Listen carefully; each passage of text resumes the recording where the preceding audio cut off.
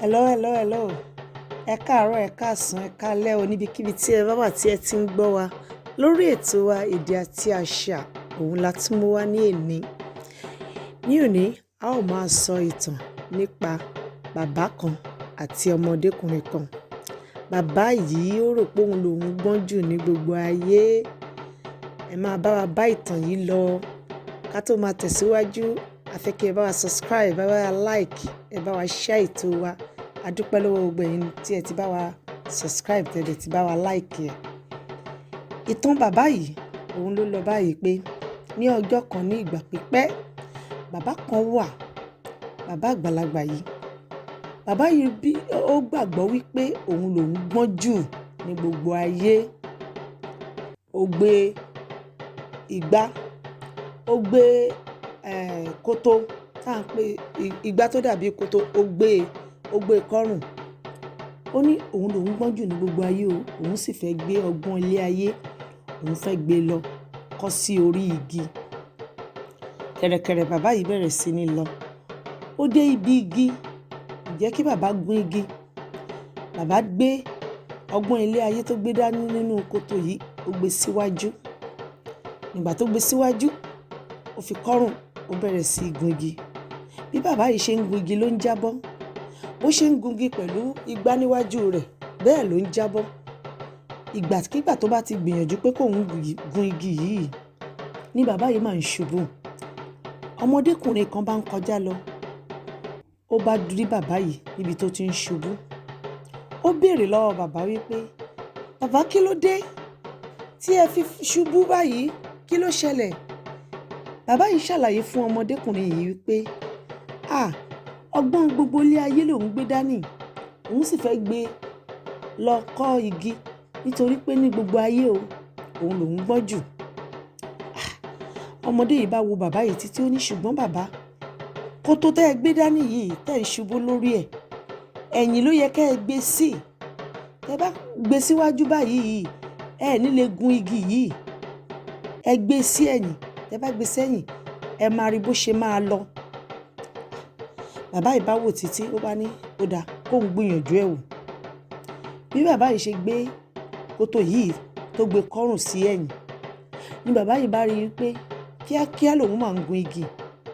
Bàbá yìí bá rí igi yìí kú, ó gùn lọ sí òkè. Ó rí i pé ó rọrùn fún un púpọ̀ láti gun igi náà.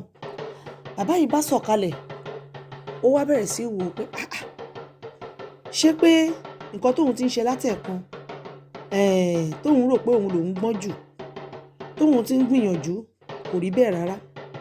Ọmọdékùnrin yìí ó béèrè lọ́wọ́ bàbá yìí pé, "Bàbá, ṣé bí ẹ sọ pé ẹ̀yin lẹ gbọ́n jù ní gbogbo ayé, kí ló wá dé tí ẹ ò mọ̀ pé kótó tẹ́ ẹ gbé dání, ẹ̀yìn ló yẹ kẹ́ ẹ gbé sí kẹ́ ẹ fi lè gun igi?"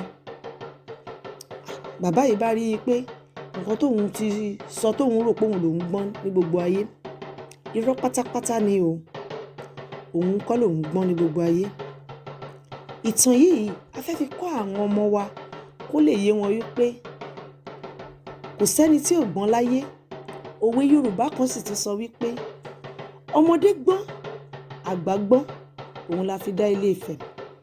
Kò sẹ́ni tí ò gbọ́n, a dẹ̀ máa ń ran ara wa lọ́wọ́ ni.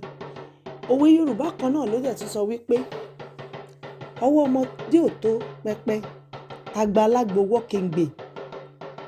Ẹni tó bá mọ nǹkan tí à ń pè ní pẹpẹ, orí òkè ilé, níbi ilé ni àwọn àgbàlagbà tí wọ́n máa ń fi nǹkan lé, ibẹ̀ ni wọ́n ń pè ní pẹpẹ. Kèrèǹgbè, irú yìí tí bàbá yìí tó gbé kọ́ ọrùn tó lòun fẹ́ kó gbogbo ọgbọ́n ilé ayé sí. Tí àgbàlagbà bá tọwọ́ bọ kèrèǹgbè, ọwọ́ àgbàlagbà ò mà lè wọ̀ ọ́.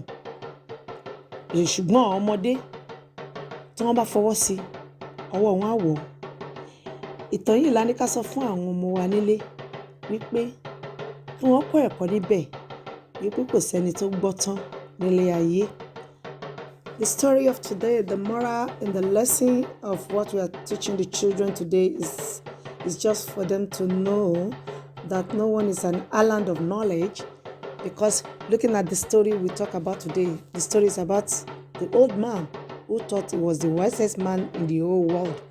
But the young boy was able to help him out, even when he thought he has the wisdom of the world, to keep it on the tree by trying to climb the tree, putting the gourd in the front, and he found out that he was falling down.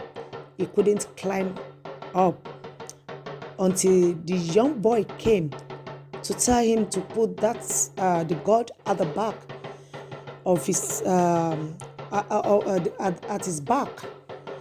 That was when he was able to climb the tree, and he found out that he was able to climb it easily. The moral of this story is to let our children know that no one is an island of knowledge. Everybody is wise, have wisdom. God has given people, different kind of people, wisdom to use, and no one can say he has all the wisdom of the world in the whole world. So that is the story we are trying to teach our children for today. A lérò pé ẹ̀yin èèyàn wa nílé, àwọn ọmọ wa ti kọ́ ẹ̀kọ́ kan tàbí òmíràn níbẹ̀. Ẹ jẹ́ ká béèrè lọ́wọ́ àwọn ọmọ wa nílé, kí là ń pè ní igbá, kí ni igi, ta ni bàbá àgbà, àti àwọn ọ̀rọ̀ bẹ́ẹ̀ bẹ́ẹ̀ tí ó wà nínú ìtàn ti òní. Títí di ọ̀sẹ̀ tó ń bọ̀, a tún máa rí yín bá. Ó dìgbà kan náà.